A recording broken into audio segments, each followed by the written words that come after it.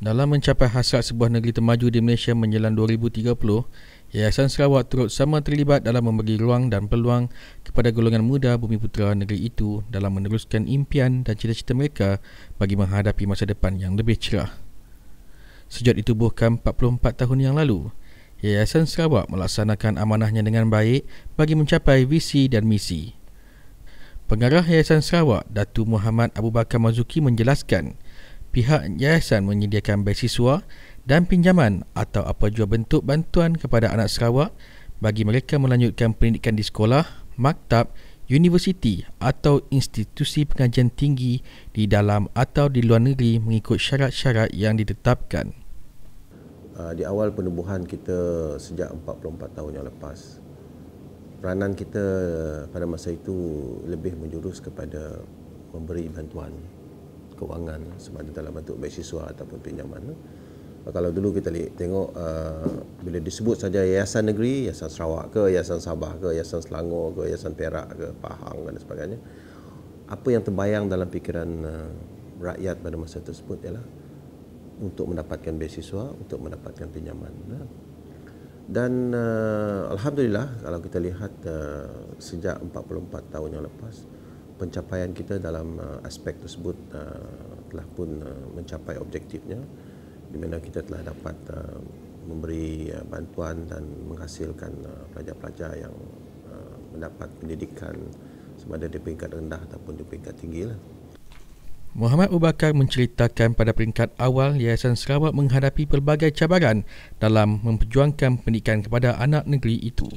Kata beliau, pada masa itu kemudahan pendidikan di Sarawak tidaklah maju seperti sekarang. Kalau kita lihat dalam awal tahun 70-an, kemudahan pendidikan di negeri Sarawak tidaklah sebagus kalau dibandingkan dengan negeri-negeri di Semenanjung. Jadi bagi membolehkan anak-anak Sarawak diberi peluang untuk menikmati kemudahan pendidikan yang lebih elok di Semenanjung Malaysia, jadi Yayasan Sarawak telah pun memberi beasiswa kepada pelajar-pelajar Sarawak untuk menuntut di sekolah-sekolah bersama penuh di Semenanjung Malaysia. Selepas itu, peranan Yayasan Sarawak semakin berkembang, di mana Yayasan Sarawak bukan sekadar sebuah organisasi untuk memberi bantuan perbelanjaan, pendidikan, malah lain-lain lagi. Muhammad Abu Bakar berkata, Yayasan Sarawak turut menjadi satu badan yang dilihat rakyat sebagai pembuka peluang untuk mereka berjaya dalam pendidikan. Kita lihat peranan Yayasan Sarawak semakin berkembang, dan Yayasan Sarawak bukan hanya dilihat sebagai memberi bantuan dalam bentuk beasiswa dan pinjaman, tetapi kita dijadikan sebagai agensi untuk membuka peluang pendidikan yang lebih luas kepada anak-anak Sarawak. Kita terlibat dengan program-program seperti menyediakan infrastruktur pendidikan melalui penubuhan beberapa institusi pengajian tinggi. Misalnya kita terlibat sama dalam menubuhkan Curtin University Sarawak. Kita terlibat sama dalam penubuhan Swinburne University di Sarawak, dan beberapa institusi lain lagi lah.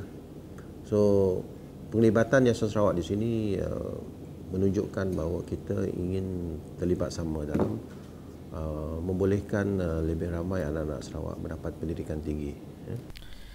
Sementara itu, Muhammad Abu Bakar turut memberitahu, Yayasan Sarawak juga diberi amanah oleh kerajaan negeri dalam membantu melahirkan lebih ramai tenaga kerja dalam bidang teknikal di kalangan anak muda Sarawak.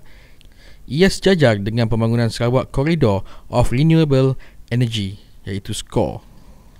Pada masa yang sama juga, apabila kerajaan memberi penekanan kepada SCORE, Sarawak Corridor of Renewable Energy, banyaklah keperluan pengeluaran tenaga teknikal diperlukan.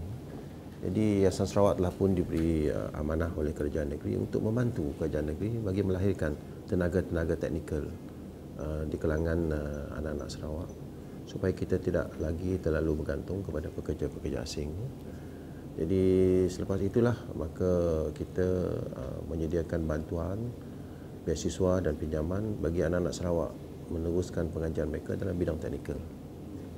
Dan pada masa yang sama, Kerajaan Negeri telah pun mengarahkan juga Yayasan Sarawak untuk membina beberapa pusat pendidikan teknikal berdasarkan model baru yang membolehkan pelajar-pelajar yang keluar daripada institusi teknikal kita diiktiraf oleh industri. Oleh demikian, selain peranan Yayasan Sarawak sebelum ini hanya menjurus kepada melahirkan golongan berpendidikan, sekarang pihak itu mengerak selangkah lagi dengan matlamat untuk melahirkan modal insan yang lebih berkualiti di negeri itu. Inilah apa yang kita lihat,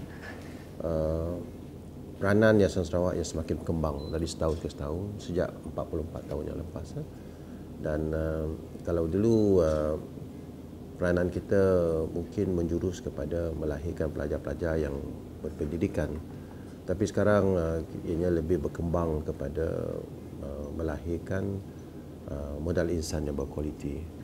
Mengapa kita sebut sebagai modal insan yang berkualiti? Sebab kita mahu tenaga kerja yang dilahirkan oleh kita, sama ada di peringkat pengajian universiti ataupun teknikal dan sebagainya, dapat memberi sumbangan balik kepada negeri kita